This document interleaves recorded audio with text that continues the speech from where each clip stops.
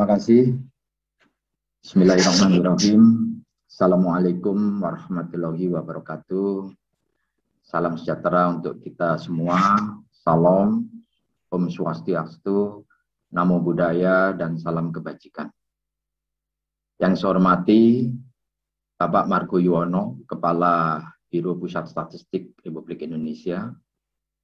Yang saya hormati Ibu Rini Widyantini, Deputi Kelembagaan dan Tata Laksana Kementerian Pan-RB. Yang saya hormati Bapak Imam Mahdi, Deputi Bidang Metodologi Informasi Statistik BPS. Yang saya hormati Bapak narasumber dan Bapak Ibu peserta webinar pada hari ini. Puji syukur kehadirat Tuhan Yang Maha Esa kami panjatkan bersama bahwa atas kehendaknya kita bisa bersama-sama dalam keadaan sehat walafiat mengikuti webinar sosialisasi jabatan fungsional peranata komputer. Saya mohon izin untuk bisa share screen.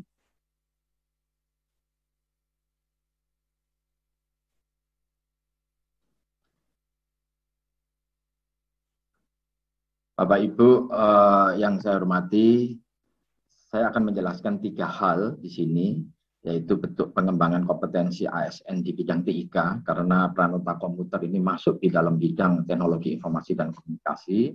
Kemudian saya menyampaikan beberapa informasi tentang pengembangan SDM TIK di Kementerian Kominfo, agar ini bisa selaras ya, bersama-sama, bekerjasama kita bisa mengembangkan SDM TIK secara nasional.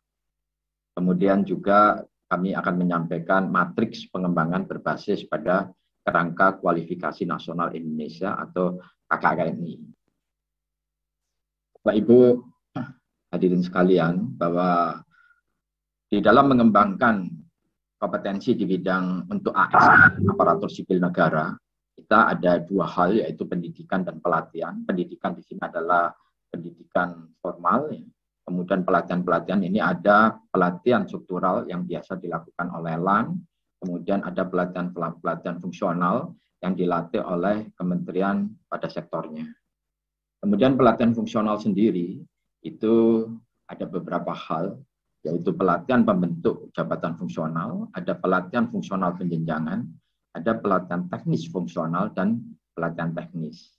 Jadi di Kementerian Kominfo, khususnya untuk pusat diklat, kita mengembangkan pelatihan teknis fungsional dan pelatihan teknis. Nah, ini bisa kita kerjasamakan dengan berbagai fungsional yang ada keterkaitannya dengan bidang TIK.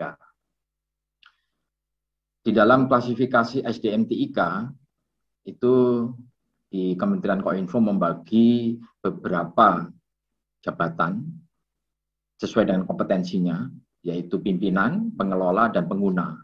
Jadi kalau pengguna adalah ASN yang menggunakan TIK atau sarana digital dalam proses pemerintahan, atau biasa kita sebut sebagai IT enable worker, dan dapat juga disebut sebagai IT user. Nah, ini pada umumnya seluruh ASN itu biasanya sebagai pengguna. Tapi ada jabatan fungsional yang mempunyai peran penting. Kemudian pengelola. Pengelola ini adalah ASN yang mengembangkan dan mengelola TIK atau sarana digital dalam proses pemerintahan, atau biasa kita sebut sebagai IT worker, atau kita kenal dengan digital profesional atau IT profesional. Kemudian pimpinan. Jadi pimpinan ini adalah ASN yang menyusun strategi dan kebijakan pengembangan TIK di instansi masing-masing, atau biasa disebut sebagai IT leader. Ini biasanya adalah kebanyakan pejabat struktural. Namun bila ada pejabat fungsional yang ahli utama, itu bisa juga menjadi di tingkat pimpinan atau di tingkat leader. Kemudian kita coba mengklasifikasikan jabatan fungsional dan struktural di bidang TIK. Kalau kita melihat jabatan fungsional yang sudah cukup banyak, yang kita namakan sebagai IT enable worker atau pengguna, itu adalah jabatan fungsional misalnya analis anggaran, analis kebijakan, auditor, arsiparis, peranata humas, peranata siaran, penghulu, widya iswara, dan sebagainya. Kalau IT worker contohnya adalah jabatan fungsional administrator database kependudukan. Kemudian ada jabatan fungsional analis data ilmiah. Ada jabatan fungsional manggala informatika. Kemudian juga salah satu yang kita bahas pada hari ini adalah jabatan fungsional peranata komputer. Jadi ini bisa kita golongkan sebagai pengelola atau IT worker.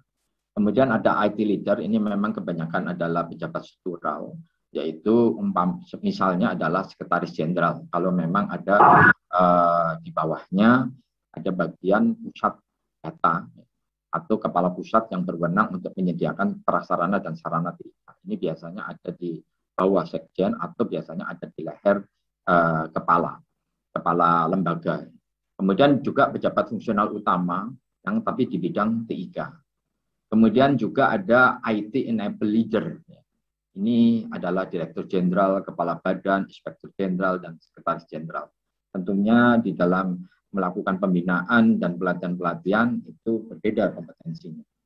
Jadi kalau pimpinan itu kompetensinya adalah diperlukan suatu kemampuan di dalam menyusun strategi dan kebijakan pengembangan TIK instansi masing-masing. Kemudian kalau pengelola, kompetensinya disesuaikan dengan tugas dari masing-masing jabatan fungsional tersebut. Pada prinsipnya seluruh jabatan fungsional yang masuk dalam kategori pengelola ini adalah kompetensinya sudah harus terkait dengan proses transformasi digital sesuai dengan tugas masing-masing yang ada di jabatan fungsional. Kemudian pengguna ini perlu memiliki kompetensi yang terkait dengan keterampilan di bidang digital dasar seperti IT basic skill. Kemudian ini kita bagi kompetensi khususnya untuk pengguna, yaitu dia harus memahami pentingnya IT di dalam pelayanan publik. Kemudian menggunakan komputer yang tingkat dasar atau yang disebut sebagai aplikasi perkantoran dasar, yaitu word processor, spreadsheet, presentation, email client, browser, dan lain-lain. Dan ini banyak sekali ketika kita melakukan survei tentang SDM TIK ini kita temukan banyak di daerah. Jadi banyak sekali para ASN di daerah ini masih belum menguasai basic skill ini. Kemudian kompetensi yang terkait dengan data, yaitu bagaimana mengumpulkan, memverifikasi, memvalidasi dengan sesuai dengan SOP. Kemudian juga bagaimana mengentry dan menyimpan data sesuai dengan standar dan prosedur. Kemudian merekapitulasi, melaporkan data, dan sebagainya. Kemudian pengguna aplikasi untuk layanan digital. Jadi masing-masing jabatan fungsional, misalkan untuk Widya Iswara dan instruktur, ini pengetahuan dasarnya atau basic skill-nya adalah bagaimana mereka bisa menggunakan yang dinamakan Learning Management System atau LMS. Kemudian untuk arsiparis, ya, ini contohnya bisa menggunakan Knowledge Management System atau Document Management System. Kemudian untuk peranata humas, contohnya basic skill yang mereka harus kuasai, yaitu bagaimana menggunakan media sosial dan sebagainya. Jadi ini adalah kompetensi-kompetensi yang harusnya dimasukkan di dalam kamus kompetensi teknis dari masing-masing jabatan fungsional yang kita kelompokkan sebagai pengguna atau IT enable worker. Bapak Ibu, itu tadi adalah konsep dasar. Kemudian di Kementerian Kominfo sendiri, kami melaksanakan pengembangan SDM bidang TIK, kami membuka pendidikan formal, tadi sesuai dengan ASN ya, ada pendidikan, ada pelatihan. Jadi para ASN atau para fungsional itu bisa mengikuti program beasiswa dari Kementerian Kominfo, baik yang di dalam negeri maupun yang di luar negeri. Jadi di bidang TIK itu ada Magister Teknologi Informasi, ada Manajemen Keamanan Jaringan Informasi, kemudian juga di luar negeri juga ada yang namanya Master in IC Related Field. Ya. Ini banyak sekali yang diikuti oleh rekan-rekan fungsional yang memang di bidang TIK, tetapi urusan S1-nya bukan ICT atau bukan TIK. Kemudian ada khusus di Computer Science. Kemudian sebagai informasi, di Kementerian Kominfo sendiri ada Sekolah Tinggi Multimedia itu akan membuka pasca sarjana di tahun 2022, itu pun digunakan untuk prodi khusus yaitu transformasi digital. Jadi ini bisa diikuti oleh para ASN atau fungsional di bidang peranata komputer. Kemudian juga ada pelatihan teknis di bidang TIK. Jadi ini dilakukan oleh balai kita yang ada di Cikarang.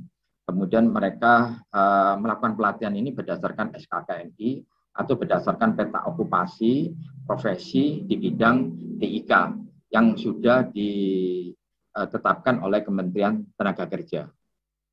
Nah, ini bisa ada dua hal, yaitu ada rupiah murni, ini biasanya melalui kerjasama, kemudian juga yang melalui PNBP, yaitu yang Junior Artificial Intelligence, ada Junior Cyber Security, ada Junior Internet of Things Engineer, ada Data Science for Non-Programmer. Ini menggunakan PNBP. Terus kemudian juga ini bisa diikuti oleh seluruh ASN dan juga oleh seluruh fungsional yang di bidang TIK. Kami membuka beberapa digital talent scholarship dan ini bersertifikasi. Jadi ada sertifikasi yang dilakukan oleh lembaga sertifikasi dan juga ada yang dilakukan langsung oleh perusahaan internasional, misalnya Cisco, Google, Microsoft, dan sebagainya. Dan itu kita biayai. Jadi para peserta pelatihan di sini gratis untuk mengikuti dan ini 75% adalah online. Selain itu ada juga kita menggerakkan yang offline. Khusus untuk ASN, kita punya akademi yang dinamakan Government Transformation Academy. Jadi ini khusus diberlakukan untuk ASN. Bidang-bidang penelitiannya, ini adalah kuotanya. Jadi dari DTS tadi, kami kuotanya adalah ada 104.870 digital talent yang kita harus hasilkan dan kita buka 103 tema pelatihan. Jadi kita buka kesempatan untuk para ASN untuk mengikuti, dan tapi kita juga punya khusus untuk ASN, yaitu Government Transformation Academy dengan kuota sebanyak 18.500 orang. Jadi ini diikuti dari tingkat pusat maupun di daerah-daerah. Kemudian pelatihan-pelatihan untuk GTA atau untuk ASN itu adalah ada 13 pelatihan yang kami laksanakan. Ada Business Process Engineer, ada Cyber Security Essential, ada Data Science Fundamental, ada Digital Public Relation, Get Connected, ini yang di tingkat dasar. IT Business Analyst ini akan di tingkat intermediate. Ya. Kemudian IT Essential ini juga di tingkat dasar. Kemudian ada IT Project Manager. Kemudian untuk para widyaswara pun kami melakukan pelatihan-pelatihan digital yang kita namakan adalah WI Lineal. Kemudian untuk perantata humas, khususnya ini kita melakukan pelatihan sosial media analis. Kemudian yang tadi yang saya sampaikan Bapak Ibu tentang peta okupasi, jadi kita khususnya untuk bidang Koinfo itu ada 3, yaitu di bidang penyiaran atau broadcast, kemudian ada bidang telekomunikasi, kemudian ada bidang IT. Jadi ada 3 peta okupasi yang sudah dibuat. Jadi peta okupasi itu di dalamnya seperti ini Bapak Ibu. Jadi levelnya ada level 1 sampai level 9. Jadi kalau level 3 dan 4 ini biasanya untuk lulusan SMK, level 6 untuk S1. Kalau para ASN atau fungsional perantara komuter tentunya ada di level 6, 7, 8, 9. Jadi itu disebut sebagai ahli utama, ada madya, ada pertama, dan sebagainya. Kemudian area kuncinya atau fungsinya itu ada 16 fungsi, yaitu ada data management system, ada programming software development, ada hardware dan digital peripheral, dan sebagainya. Ini semuanya ada skemanya, ada modulnya, dan lembaga sertifikasi profesi ini menganut ini. Jadi kalau ini bisa kita jadikan acuan bersama, ya, khususnya untuk fungsional-fungsional di bidang TIK, ini akan selaras dengan yang ada di industri, selaras dengan ada yang di perguruan tinggi dan sebagainya. Jadi nanti di perguruan tinggi akan menghasilkan ASN-ASN yang profesinya sudah jelas kalau ingin masuk ke dalam lembaga-lembaga. Jadi ini kita bagi seperti ini Bapak Ibu, ini salah satu contoh, misalnya untuk jabatan fungsional peranata komputer dari 16 okupasi itu yang cocok, ya. Ada data management system, ada programming software development. Ini mulai dari level 6 sampai level 9 ada. Kalau memang fungsional ASN itu masuk di tingkat SMA atau SMK, itu bisa masuk di level 4 sampai level 34, ya, level 34. Kemudian bisa berjenjang sesuai dengan jabatan fungsional mereka gitu. Artinya leveling di dalam jabatan fungsional gitu. Jadi kalau kita petakan untuk peranata komputer itu ada data management system, ada programming, ada hardware, ada networking, kemudian ada sistem teknologi development ya. Jadi yang kosong pun cuma sedikit ya, misalnya IT konsultan itu nggak perlu kalau untuk jabatan peranata komputer. Nah, ini bisa disesuaikan, skemanya sudah ada, modulnya sudah ada, nah, tinggal dilakukan pelatihan-pelatihan. Terus kemudian kita juga petakan, jadi ini yang warna merah, ya, warna merah ini adalah yang belum dilakukan. Jadi pelatihan-pelatihan pun belum dilakukan oleh jabatan fungsional tadi. Jadi kalau kita bisa duduk bareng ya, mengintegrasikan semua jabatan fungsional di SDM TIK, terus kemudian ada KKNI yang sudah siap dipakai dan sebagainya, itu akan memudahkan kita bisa melakukan transformasi digital secara Bapak Presiden telah menyatakan akselerasi ya untuk transformasi digital. Tentunya ini bisa kita lakukan. Jadi yang putih-putih itu yang saat ini ada. Ya. Kemudian yang merah itu adalah gap-nya. Jadi kita belum masuk ke sana untuk beberapa jabatan fungsional tadi. Kemudian khususnya untuk SPBE, jadi ini adalah kita petakan untuk SPBE. Jadi unsur SPBE itu ada rencana induk SPBE, ada arsitektur SPBE, ada peta rencana SPBE, kemudian ada proses bisnis, ada data informasi, keamanan SPBE, dan sebagainya. Jadi yang merah-merah ini adalah gap yang belum ke arah sana, pelatihan-pelatihan, KKNI, dan sebagainya belum ke arah sana, maka ini diperlukan bagaimana kita bisa menutup gap-gap ini. Jadi Bapak Ibu, untuk jabatan fungsional di bidang TIK yang akan datang, maka pada area yang masih terdapat gap tadi, maka ini berpotensi untuk kita laksanakan. Ya. Kalau ini tidak kita laksanakan, maka implementasi SPBE itu akan kemungkinan mengalami banyak kendala. Kemudian yang kedua, di dalam melakukan pelatihan fungsional, kita bergantung pada standar kompetensi jabatan fungsional masing-masing yang harus memuat yaitu kompetensi teknis. Jadi kompetensi teknis tadi yang sudah saya sampaikan di depan, ini adalah kompetensi teknis, kemudian ada kompetensi manajerial dan kompetensi sosial kultural. Ini adalah wilayah pelatihan Pusdikar masing-masing. Kalau kompetensi teknis di bidang TIK tentunya kita bisa membantu banyak untuk melakukan pelatihan-pelatihan teknisnya. Kemudian peta okupasi nasional di bidang TIK ini belum digunakan sepenuhnya oleh stakeholder yang ada, maka sebetulnya ini bisa dijadikan sebagai salah satu referensi di dalam menyusun kompetensi teknis yang terkait dengan bidang TIK. Dan itu pun bisa kita perbaiki bersama, ya, karena setiap 2 tahun kita evaluasi, karena perkembangan teknologi informasi ini sangat cepat, maka peta okupasi pun juga harus mengalami perbaikan-perbaikan dan penambahan-penambahan fungsi-fungsinya. Kemudian yang terakhir ini adalah perlu adanya kerjasama antara Kementerian Kominfo dan BPS dalam mengembangkan kompetensi teknis bagi fungsional peranata komputer untuk bisa mengimplementasikan transformasi digital dan khususnya untuk implementasi SPBE.